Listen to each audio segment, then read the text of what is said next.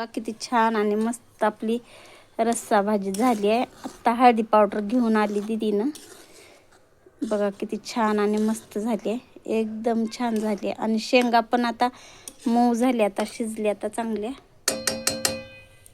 हे बघा.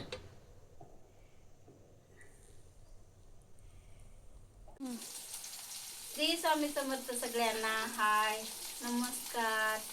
तर आपल्या ब्लॉगमध्ये तुमचं सगळ्यांचं मनापासून स्वागत आहे. आणि आपल्या चॅनलला लाईक करा, सबस्क्राईबर करा आणि असंच आमच्या गावाकडचे छान छान मस्त व्हिडिओ बघत राहा.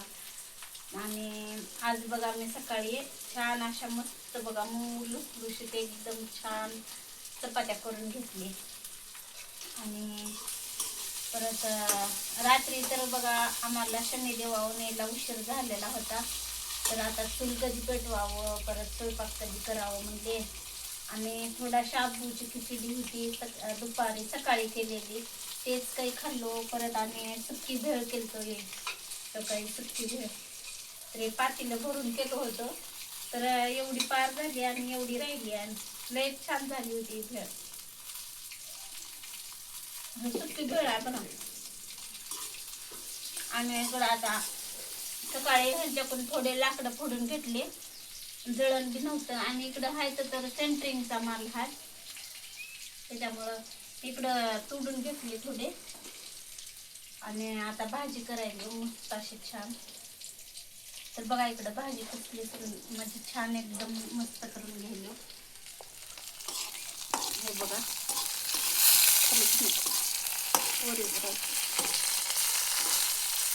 आणि इकडं कांदा टमाटर टाकून घेतले. शेवग्याच्या शेंगा होत्या, एक होती तेवढीच एक टाकली. परत गवार भाजून घेतली. आणि म्हटलं हे काही ते काही, ते पण थोडीच होती आणि शेंग पण एकच होती, त्याच्यामुळं दोन्ही मिक्स करून भाजी करून घेतली. आता अशी छान मस्त. आणि चुलीवरची भाजी म्हणलं का खरंच खूप छान लागते बरं. तो वेगळीच राहते चुलीवरच्या भाजीला, चुलीवरच्या स्वयंपाकाला.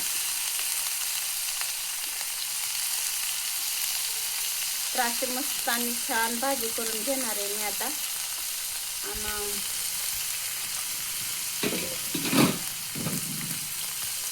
आणि उन्हाच्या आधी कसं माहिती आहे का, उन्हाच्या अगोदर कसं राहतंय माहिती आहे का,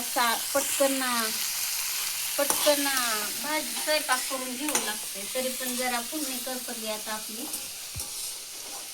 उन्हाच्या आधी स्वयंपाक कशामुळे करावं लागते सांगू का, हे चुलीची गरमी एक तर, परत आणि ऊन राहते, उन्हाची गरमी वेगळीच राहते. त्याच्यासाठी अगोदरच आपल्याला पटकन आधी स्वयंपाक करून घेऊ लागते. म्हणजे का, उन्हामध्ये लय कासावीस होते जीव. मिरची पावडर टाकून घेतली, पण अगोदर थोडी टाकायची, आता काही टाकले. तर आपल्याला ह्या गवारीच्या शेंगाची कसं माहिती का, रस्सा भाजी बनवायची. म्हणजे थोडं भात जर घातलं का हे भाजी आपल्याला ॲडजस्ट हो. सुकी भाजी जर केलं की मग आणि एकदा चुलीवर भाजी करावं लागते. त्याच्यासाठी एकच वेळेस करते, पण रस्सा भाजी छान मस्त करून घेते. आणि थोडं कांदा मसाला आहे ते पण टाकते, थोडंच टाकणार, लय नाही टाकणार. का बरं सांगू का, तिखट आमच्या घरी जास्त, मला तर आवडतंय तिखट खायला. बरं दीदीच्या पप्पाला, परत विजयदादाला, दीदीला, त्यांनी तिखट खातच नाहीत. आणि तिखट मला तर आवडतंय बघा खायला. आणि पण यांच्यामुळं का मला पण खाऊ नाही वाटत. का बरं सांगू का, आणि जर मला खायचं जरी असलं का मी थोडी जेवते वेळेस मिरची पावडर टाकून खाते, मला जर खायचं असलं. चण्याचं कूट टाकते, थोडं फोडणीमध्येच टाकते म्हणजे छान तेल सुटन. आता हे सगळं हे बघा.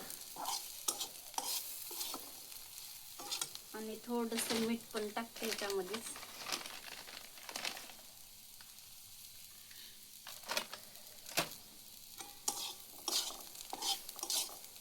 तर आपल्याला हळदी पावडर पण टाकायची होती, पण आता हळदी पावडर संपली आहे घरातली, तर आता आणावं लागन. तर आता आणावं मग टाकावं नंतर, तोपर्यंत फुडणी करपून जाईल ते अनुजेपर्यंत. तर मस्त असं तरी भाजी करायची आता आपल्याला पाणी टाकून. आणि शेंगदाण्याचं कूट तेलात टाकलं का खमंग अशी छान भाजी होते एकदम. तर आता मी पाणी टाकून घेते.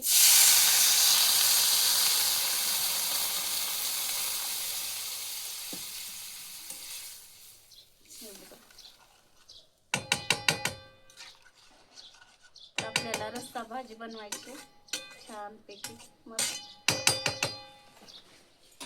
तर एवढं काही पाणी नाही पुरणार वाटायलंय, तर आणखीन थोडंसं टाकते, जास्त नाही टाकते.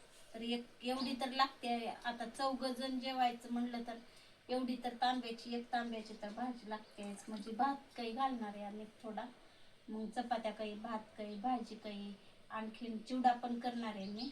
तर चिवडा करते वेळेस तर बघूयाच. आणि असं छान मस्त भाजी करून घेते आता, रस्सा भाजी आपली. चला मग आता कशी आता थोडी हळदी पावडर आणून टाकते आणि छान मस्त भाजी करून घेते. तुम्हाला कसं वाटला चुलीवरचा स्वयंपाक नक्की कमेंटमध्ये सांगा. चला मग सगळ्यांना